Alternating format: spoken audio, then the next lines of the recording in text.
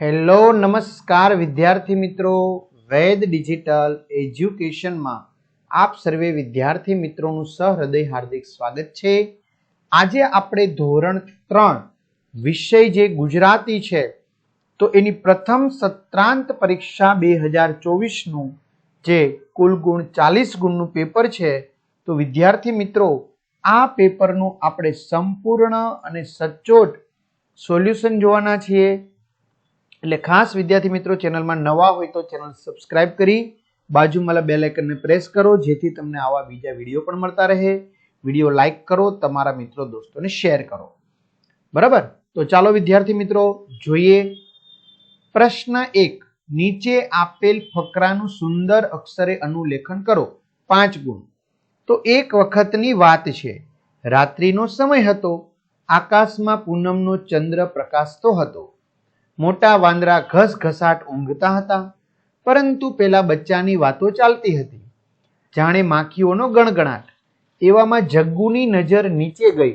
અરે આ શું, પાણીમાં ચાંદો?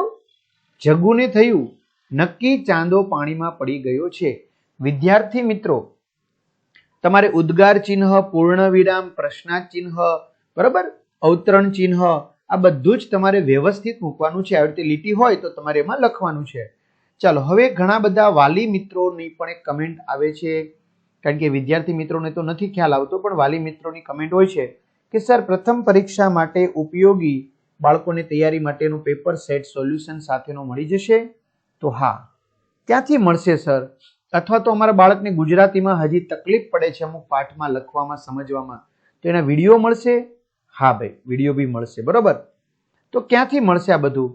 તો પેલા તો હું તમને એમ કહી, ધોરણ 3 પ્રથમ પરીક્ષાના આઈએમપી પ્રશ્નપત્રોનું સંપૂર્ણ સોલ્યુશન, જેમાં બધા વિષયોમાં 15 થી વધારે પ્રશ્નપત્રો સંકળાયેલા હશે. તો વેદ ડિજિટલ એજ્યુકેશન નામની એપ્લિકેશન છે, જે ગૂગલ પ્લે સ્ટોર કે જ્યાંથી તમે ગેમ ડાઉનલોડ કરવાના છો, તો ત્યાં જઈને ડાઉનલોડ કરો. જેમાં દરેક ધોરણના બધા જ વિષયના પાઠ્યપુસ્તકની પ્રકરણની સમજૂતીના વિડીયો, સ્વાધ્યાય અભ્યાસની સમજૂતીના વિડીયો પીડીએફ, બરાબર, પ્રથમ પરીક્ષાના પેપર શેટ, સ્વાધ્યાય પોથી, પ્રોજેક્ટ પ્રવૃત્તિ બુક, સ્વાધ્યાય પોથી, બધું જ ગેમ ડાઉનલોડ કરો, ત્યાં જઈને ડાઉનલોડ કરો. આપણી એપ્લિકેશન વેદ ડિજિટલ એજ્યુકેશન ઓપન કરશો, આ પેજ ખુલે. એમાં વાલી મિત્રશ્રીના નંબર નાખવાના છે, સેન્ડ ઓટીપી કરો એટલે 4 આંકડાનો ઓટીપી તમારામાં આવશે. તો નાખશો એટલે પેડ કોર્સ આ પેજ ખુલે. માં પેડ કોર્સમાં તમને પ્રથમ પરીક્ષાનો પેપર સેટ, એક્ઝામ પેપરમાં એક્સ્ટ્રા પેપરો હશે, 3 થી 12 માં 3 થી 12 ધોરણના વિડીયો. તમારું ધોરણ પસંદ કરી, વિષય પસંદ કરી, ગુજરાતી, ગણિત, આસપાસ એવા વિષય હશે તો એના વિડીયો પાઠવાઈ જોઈ શકશો. બરાબર, તમારા મિત્રો દોસ્તોને ચોક્કસથી જાણ કરી દેજો. ચાલો આપણે આગળ વધીએ વિદ્યાર્થી મિત્રો. પ્રશ્ન 2 અ, કૌંસમાંથી સમાનાર્થી શબ્દ શોધી ખાલી જગ્યામાં લખો 2 ગુણ. પેલું નભ એટલે પાણી, આકાશ કે પૃથ્વી? તો આકાશ. જળ, ધરતી, વાદળ કે પાણી? તો પાણી. પ્રશ્ન 2 બ, કૌંસમાંથી વિરુદ્ધાર્થી શબ્દ શોધી ખાલી જગ્યા પૂરો 2 ગુણ. મોટું તો નાનું, પાતળું નાનું કે જાડું? તો કે નાનું.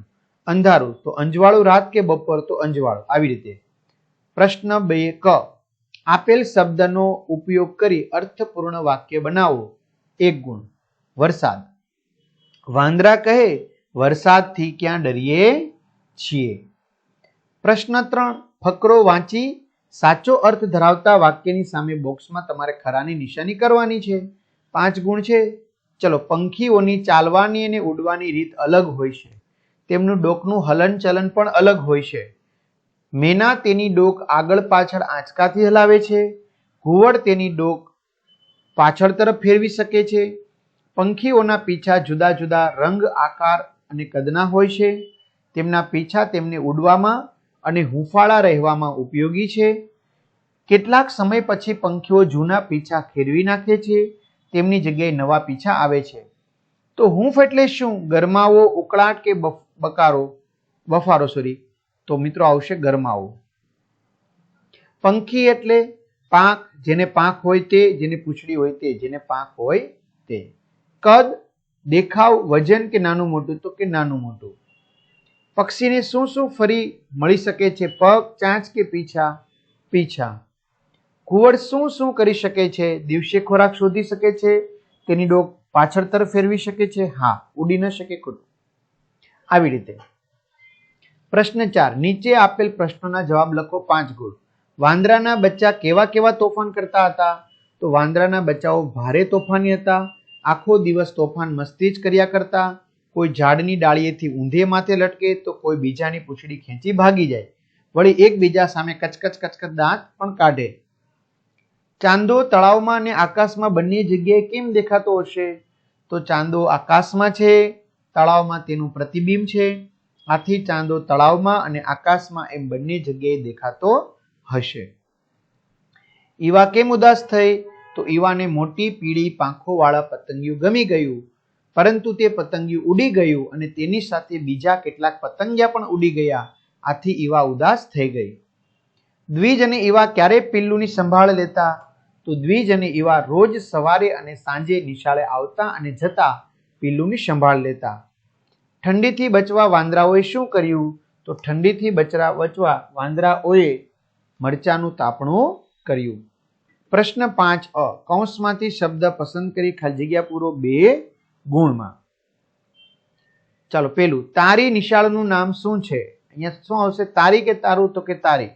કારેલાનું શાક ભાવે કોને? તને. તમે કારેલા શાક ભાવે ન આવે, બરોબર ને? પ્રશ્ન 5 વચન ઓળખી ખાલી જગ્યા પૂરો 2 ગુણ.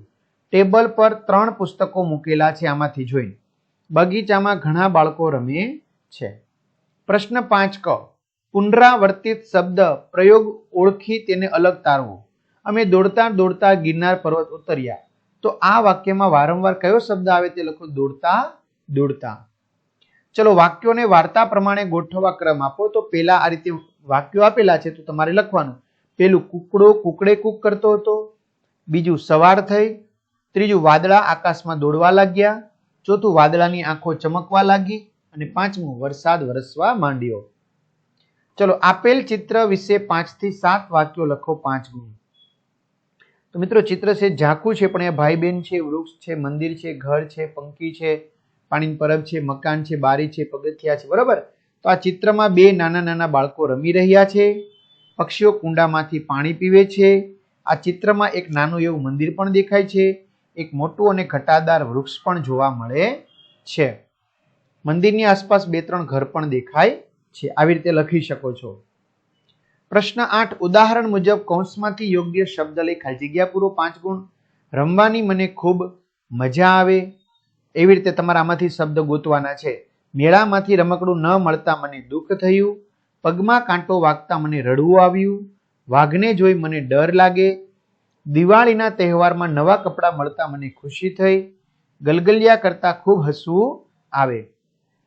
તો આ રીતે વિદ્યાર્થી મિત્રો સરસ મજાનું સંપૂર્ણ સોલ્યુશન આપણે જોઈ લીધું છે. તો ચોક્કસથી કમેન્ટ કરજો, બરાબર, કે આ વિડીયો તમને કેવો લાગ્યો. તો આપણે આજે આવા નવા વિડીયો બનાવવા હોય જુદા જુદા, તો આપણે બનાવી શકીએ તમને મદદરૂપ થવા માટે. અને કોઈને પાઠમાં હજી તકલીફ હોય તો મેં કીધું એમ તમે એના વિડીયો જોઈ શકશો, બરાબર. તો બધા જ વિદ્યાર્થી બાળ મિત્રોને 40માંથી 40 ગુણ પ્રાપ્ત થાય એવી વેદ ડિજિટલ ક્લાસ તરફથી શુભકામના તમને પાઠવવામાં આવે છે, બરાબર. પણ ખાસ મિત્રો મેં કીધું એમ ચેનલ સબસ્ક્રાઇબ કરો, વિડીયો લાઇક કરો, બરાબર, જેથી કરીને અમને એમ થાય કે વધુ સબસ્ક્રાઇબર છે, વધુ બાળકો છે.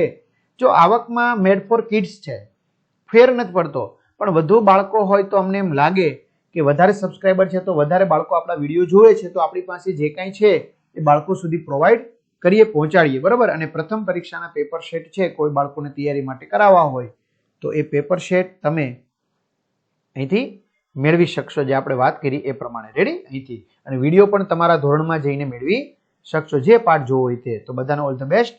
અસ્તુ. જય હિન્દ, જય ભારત.